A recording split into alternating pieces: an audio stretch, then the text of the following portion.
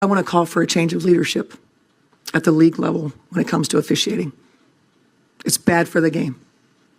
The officiating crew that we had tonight, for the leadership to deem those three people semifinals playoff worthy is malpractice. Just another awful moment by WNBA officiating. Right there! The official is literally looking at DeWanna Bonner slap the arm on Nafisha Collier, and somehow that is not called. Unreal. Unreal. The WNBA has just been rocked by the kind of scandal that fans used to joke only happened in scripted sports movies, and this time it's no joke. People aren't whispering about referee bias anymore. They're screaming it from the rooftops. And at the heart of it all sits the Indiana Fever, who went from underdog darlings to the unwilling poster children for the ugliest officiating disaster women's basketball has ever seen. This wasn't just a tough whistle or a couple of bad calls you can shrug off as human error. This was a pattern, a rigged stage play dressed up as competition, and it's gotten so out of hand that even the league itself has been forced into a panicked emergency. Mitchell against Asia. And a foul called by Wilson first, right there on the push, and then she was hit in the face. So Kelsey Mitchell absolutely. Investigation. Let's not mince words here. The numbers alone make your jaw drop. Over just 3 games of their playoff series against Las Vegas, Indiana somehow ended up staring down a -31 free throw discrepancy. Think about that for a second. This is a team known for attacking the rim like their lives depend on it, a team built around drawing contact and forcing defenses into foul trouble. Yet they were given fewer opportunities at the line than opponents who barely tested the paint. Statistically, that isn't just unusual, it's impossible without manipulation. The math doesn't add up, and now the whispers of conspiracy sound a whole lot like receipts. And as if that wasn't damning enough, the public just learned about a piece of audio so scandalous it feels like a setup for a Netflix docuseries. A referee caught on tape, hours before Game 2, casually saying, "We know what needs to happen." That's not a motivational speech. That's an instruction manual for fixing outcomes. The recording's been authenticated by 3 separate sources. One of the refs has already been suspended. But let's be real. Once the world hears that, suspension is the least of the league's problems. Because now this isn't about blown calls. It's about whether the WNBA's entire playoff product was a rigged casino game. Stephanie White, Indiana's head coach, could have kept her head down, could have played the diplomat. Instead, she lit the fuse. In her press conference, she didn't just vent. She pulled out a tablet like she was cross-examining the league in court. 27 uncalled fouls in Game 3 alone. 27. Time-stamped, annotated, frame by frame. And not ticky-tack bumps either. Asia Wilson literally shoving Aaliyah Boston to the hardwood, no whistle. Meanwhile, Lexi Hull gets whistled while standing 3 feet away from the nearest Aces player. Reporters who normally bend over backwards to defend the league sat there slack-jawed. One veteran journalist with 30 years in the business called it the most damning evidence of referee corruption I've ever seen. And of course, when you scratch beneath the surface of suspicious officiating, you don't just find bias, you find money. Vegas walked into Games 2 and 3 as the betting favorites, even after Indiana convincingly took Game 1. That alone was eyebrow-raising. But then the floodgates opened, millions of dollars in late bets suddenly tipping toward Vegas. 92% of prop bets involving free throw differentials skewed heavily toward the Aces in the hours before tip-off. That's not the market predicting, it's the market being tipped off.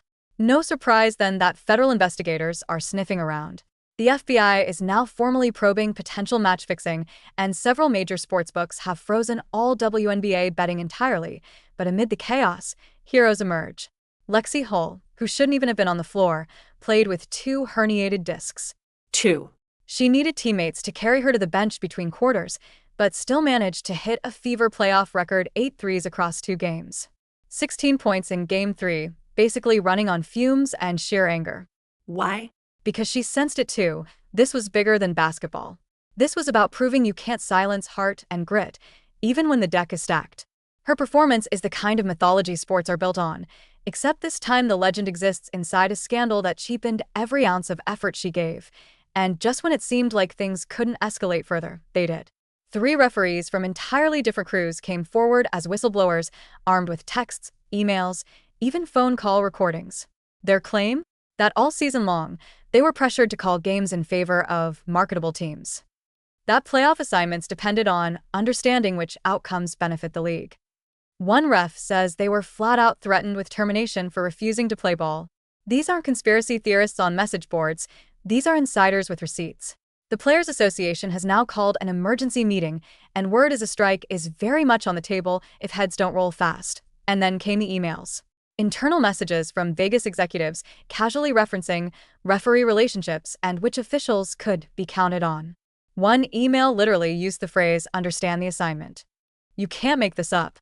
The aces, of course, deny everything, but when a smoking gun is basically glowing neon in your inbox, denials sound like punchlines. Former players are now chiming in too. One retired all-star said a referee told her to stop complaining or it'll get worse during a 2023 playoff game. The rot runs deeper than anyone imagined. Fans aren't sitting quietly either. Gainbridge Fieldhouse exploded with chants of "investigate the refs," so loud and so sustained that game action had to stop. Online, #Refgate has trended #1 worldwide for 3 days straight. NBA players are tweeting their outrage. Celebrities are piling on. And the image that went viral? A little kid holding a sign that said, "We deserve fair basketball," with a photo of Lexi Hull taped to it. That kind of raw, grassroots reaction? You can't buy it. You can only earn it, usually by breaking people's trust. The financial storm clouds are forming quickly. Sponsors are nervously calculating their exit strategies. At least 2 Fortune 500 companies are reportedly considering pulling funding if corruption is confirmed. Season ticket sales have stalled. One sports economist says the league could hemorrhage up to $200 million in revenue if this isn't resolved fast. Yes, TV ratings for the scandal-spiced playoffs are up 40%, but that's not growth, that's rubbernecking. No one builds a sustainable league on scandal viewership. Then comes the forensic level breakdown. Advanced metrics show that calls against Indiana clustered during momentum swings. In Game 2, the Fever led by 8, then in a 3-minute stretch, 6 fouls were whistled against them. Their lead evaporated. In Game 3, every time Indiana clawed within 2 possessions, another mysterious whistle popped up.